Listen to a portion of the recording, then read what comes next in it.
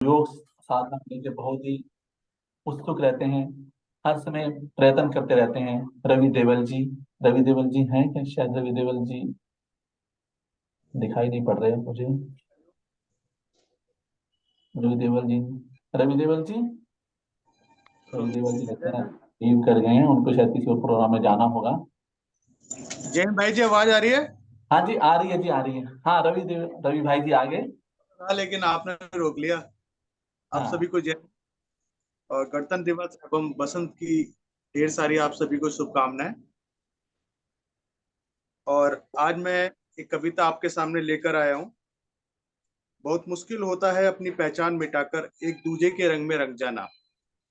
बहुत मुश्किल होता है अपनी पहचान मिटाकर एक दूसरे के रंग में रंग जाना। हर रोज वही सब कुछ सहना, हर रोज फिर वही सब कुछ सहना, हर रोज फिर दिल को समझाना। जी हाँ, मैं बात कर रहा हूँ नारी शक्ति की। हमारी बहनें सुबह से लगी हुई हैं, घर का कार्य भी कर रही हैं और इस प्रोग्राम को भी बखूबी निभा रही हैं। तो उनके लिए कुछ लाइनें हैं कि बहू भी बेटी थी। तो बहू भी कभी बेटी थी, तो बेटी अपनी माँ अपने पापा से बात करती है तो क्या कहती है, तो उसको थोड़ा ध्यान से सुनना। तो बेटी कहती है अपनी माँ से और अपने पापा से जब बात करती है, नहीं करनी मुझे शादी, नहीं करनी मुझे शादी, नहीं होना मुझे पराई है। कैसे मैं तुमसे दूर रहूंगी माँ, जब सोच आंख भर आई है। तो बेटी अपनी माँ से कहती है। सुनकर बेटी की बात माँ धीरे से मुस्काती है, पास बिठाकर बुला प्यार से उसको कुछ समझाती है। ये रीत पुरानी है बिटिया, जिस दिन हम सबको निभाना पड़ता है। ये रीत पुरानी है बिटिया, जिसे हम सबको निभाना पड़ता है। आज नहीं तो कल बेटी को अपने घर जाना ही पड़ता है। ये सिर्फ तुम्हारी नहीं, यहाँ हम सबकी यही कहानी है। जिसे बड़ा किया अरमानों से, वो बेटी एक दिन बिहानी है। अपनी क्षमता से ज्यादा हम वर तुम्हारा ढूंढेंगे, अपनी क्षमता से ज्यादा हम भर तुम्हारा ढूंढेंगे। कह रही हो जिन्हें पराया, हमसे ज्यादा खुश रखेंगे। एक माँ अपनी बेटी से यही कहती है। इस घर से जितना स्नेह मिला, उस घर को उतना ही देना। कोई गुस्से में कुछ कह भी दे तो तुम दिल पर मत लेना। बड़े प्यार से माँ समझाती है अपनी बेटी को, सारी बातें कहती है।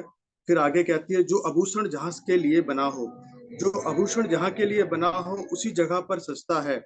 और नए लोगों के बीच जगह बनाने में बिटिया थोड़ा वक्त तो रखता है। डोली में कर रहे हैं विदा, डोली में कर रहे हैं विदा, अब बस अर्थी पर वापस आना।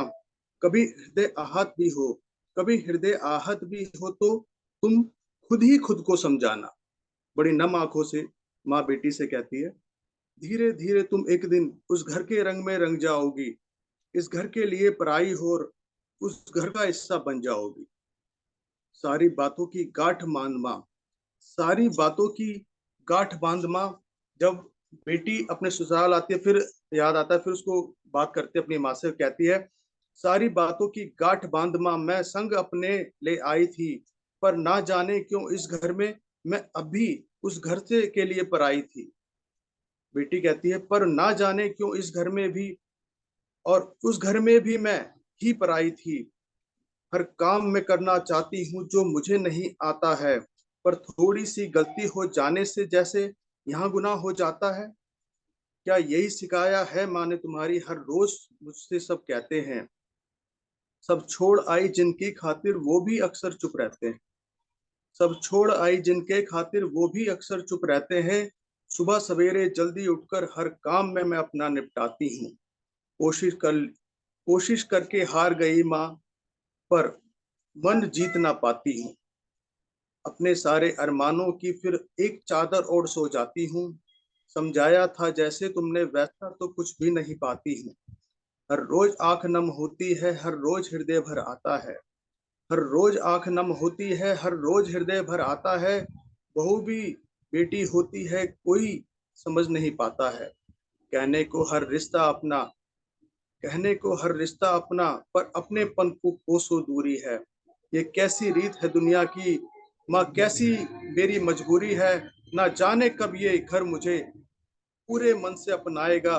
जो प्यार मिला माँ पापा से क्या यहाँ कभी मिल पाएगा। जो प्यार मिला पापा से माँ, क्या यहाँ पर भी मिल पाएगा? धन्यवाद। जय हिंद। धन्यवाद रवि भाई जी, बहुत सुंदर प्रस्तुति।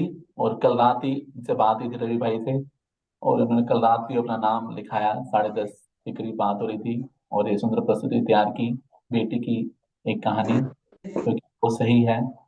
तो शुरू शुरू जब मैं योग साधना से जुड़ा था रवि भाई से इतना परिचय नहीं था, एक दो बार बाद में बात हुई, तो इनका जैसे तरीका है बोलने का, ओम जी कहते थे, तो ये ओम जी कह के ही बात करते हैं हमेशा। तो मुझे लगा शायद तो मेरा नाम ही नहीं पता नहीं है, ये ओम जी, मेरा नाम ओम जी समझते रहते हैं। पर बाद में पता चला इनका बात करने का तरीका ऐसा है। तो रोहित भाई बहुत हर समय योग साधना के लिए कुछ ना कुछ लगातार प्रयास करते रहते हैं। आप इसी तरह प्रयास में जुटे रहें, आगे बढ़ते और हैं। सर रवि भाई जी ने आज जो है सभी के दिल को बहुत छू लिया। बहुत अच्छी आपकी ये थी, वाकई में बिल्कुल आंखों में आंसू आ गए। बहुत ही बढ़िया प्रस्तुति, इसमें कोई शक नहीं है। बहुत ही सुंदर प्रस्तुति, आंखों में आंसू भरने वाली बात ही थी। अगला जो नाम है वो नीतू अग्रवाल जी हैं। और नीतू अग्रवाल जी, रात को फोन आ गया था, कह रही थी भैया मैंने ना एक शादी में चली गई, वहां पे मैंने 5-6 आइसक्रीम खा ली हैं, अब मेरा गलत हो गया बंद, अब मैं तो आपकी कोई परफॉर्मेंस कर नहीं पाऊंगी। तो नीतू जी को हमने फिर एक ही शाम की शादी का, सुबह की शादी का भी वैसे है, पर नहीं अभी किसी कारण से वैसे हमारे साथ जुड़ी हुई हैं, पर परफॉर्मेंस नहीं दे रही हैं। तो बढ़ते हैं आगे हम एक चर्चा के लिए। बहुत ही हमारे धीर गंभीर और परमवीर हमारे आदरणीय सुशील गुप्ता जी चर्चा करेंगे, संविधान के बारे में बताएंगे, कुछ ऐसी अनसुने किस्से, अनसुनी बातें जो हमें संविधान के बारे में शायद मालूम नहीं है। तो सुशील गुप्ता जी, आदरणीय आए सुशील गुप्ता जी आए और चर्चा प्रारंभ करें।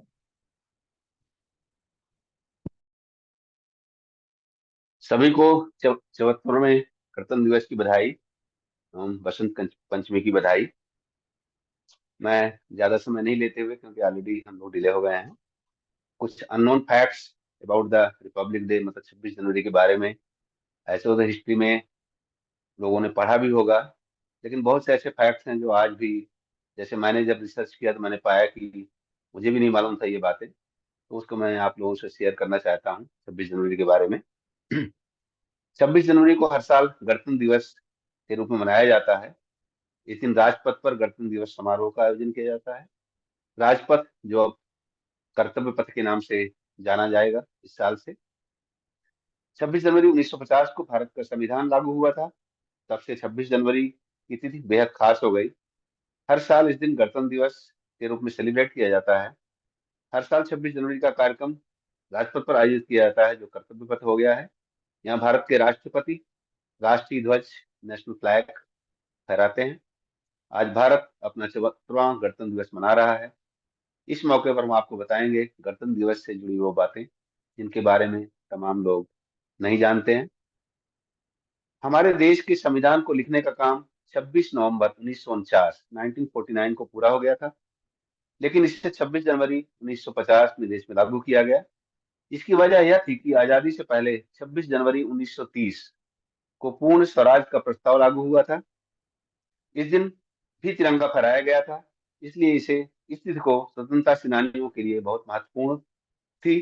इस तिथि को महत्व देने के लिए 26 जनवरी 1950 को देश का संविधान लागू किया गया और इस दिन को गणतंत्र दिवस घोषित किया गया। अगले फैक्ट के बारे में चलते हैं। जनवरी 1948 में भारत का संविधान पहला प्रारूप चर्चा के लिए प्रस्तुत किया गया था। 4 नवंबर 1948 को चर्चा शुरू हुई और 32 दिनों तक चली। इस दौरान 7,635 7635 संशोधन प्रस्तावित किए गए, जिनमें से 2,473 2473 पर विस्तार से चर्चा हुई। संविधान को अंतिम अंतिम रूप देने में 2 साल 11 महीने और 18 दिनों का समय लगा। संविधान बनाने के लिए डॉक्टर BR अम्बेडकर, जिनको संविधान का जनक माना जाता है, की अध्यक्षता में एक मसौदा समिति नियुक्त की गई थी। मसौदा समिति का अंतिम सत्र 26 नवंबर 1949 को समाप्त हुआ।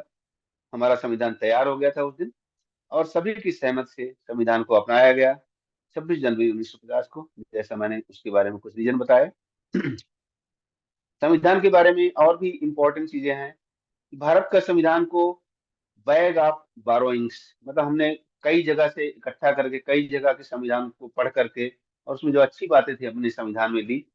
इसको बनाने के लिए 10 प्रमुख देशों के अलावा उस समय मौजूद 60 से अधिक संविधानों की सहायता ली गई। इसमें अमेरिका, सोवियत संघ, यूनाइटेड किंगडम, फ्रांस, आयरलैंड, ये मुख्य देश थे। इसके अलावा 60 देशों का संविधान का अध्ययन किया और उसमें जो अच्छी बातें थी अपने संविधान में ली। 26 जनवरी को, अगला फैक्ट है, 26 जनवरी को परेड के दौरान राष्ट्रपति को 21 तोपों की सलामी दी जाती है। ये एक प्रथा है।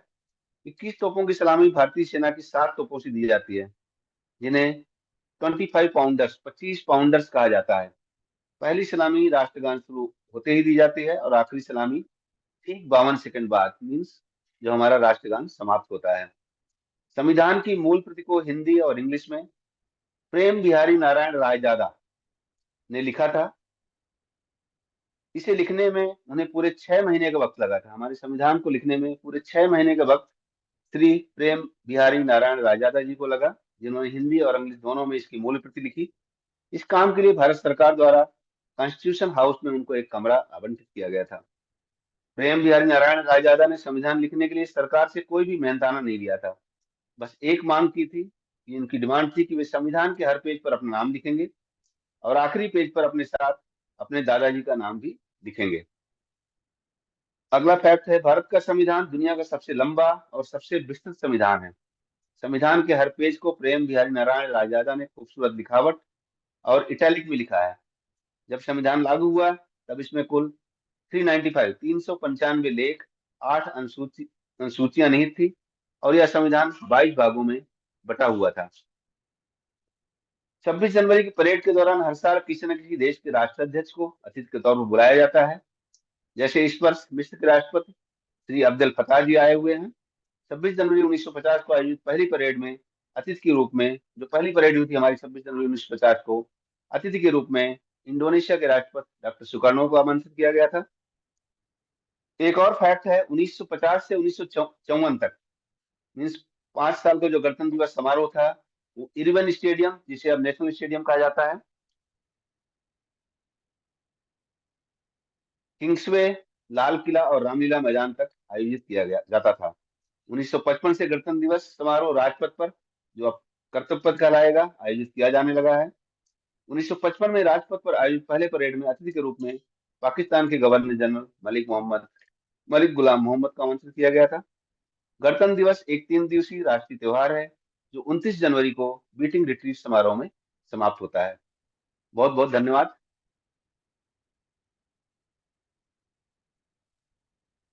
बहुत बहुत धन्यवाद, बहुत सुंदर प्रस्तुति। बहुत हमें ऐसी नई चीज सुनने को मिली जो शायद हमको मालूम नहीं थी।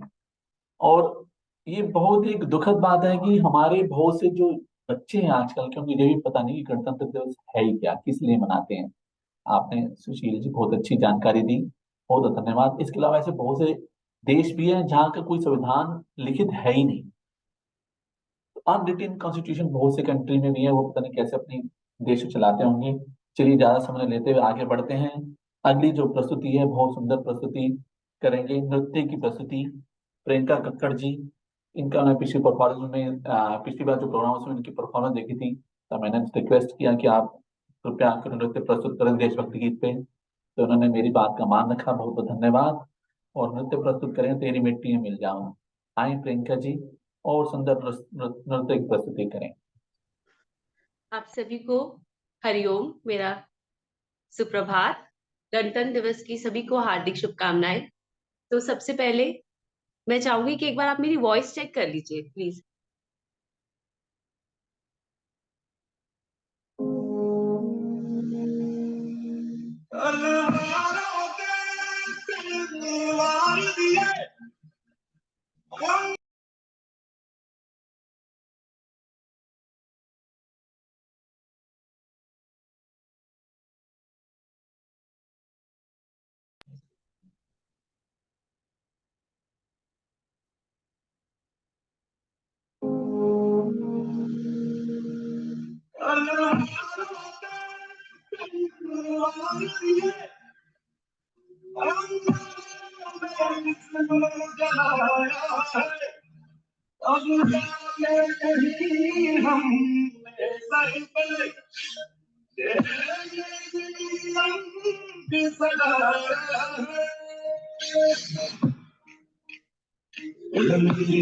अफसोस नहीं जो तेरे लिए सौ दर्द से महफूज रहे तेरी याद सदा चाहे मेरी ये रहे ना रहे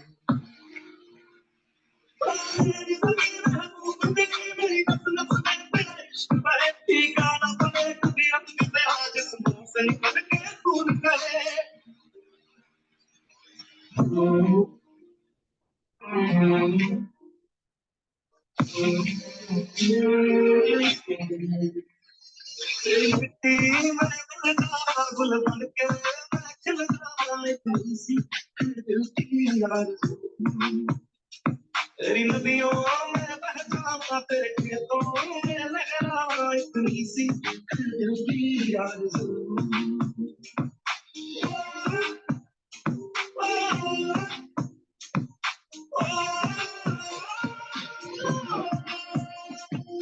सबसे बड़ी कल्याण मेरे जहाँ झूम के भंगड़ा पा न सका आबाद रहे वो गाँव मेरा जहाँ लौट के वापस जा न सका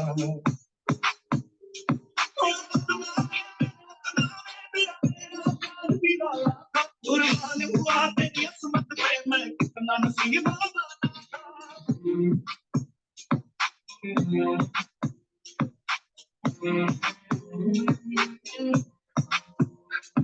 तेरी मिट्टी में मिल जावा गुल बन के मैं खिल जावा इतनी सी दिल की आरज़ू तेरी नदियों में बह जावा तेरे खेतों में लहरा इतनी सी दिल की आरज़ू ओ हीर नहीं तू हंसती रहे तेरी आंख कभी बदनम मैं मरता था जिस मुखड़े पे कभी उसका उजाला कम न हो ओ भाई मैं क्या फिक्र तुझे क्यों बात से नहीं आता है तू कहती थी तेरा चांद मैं और चांद हमेशा रहता है तेरी मिट्टी में मिल जावा गुल बन के मैं खिल जावा इतनी सी दिल की आरज़ू तेरी नदियों में बह जावा तेरी फसलों में लहरा इतनी सी दिल की आरज़ू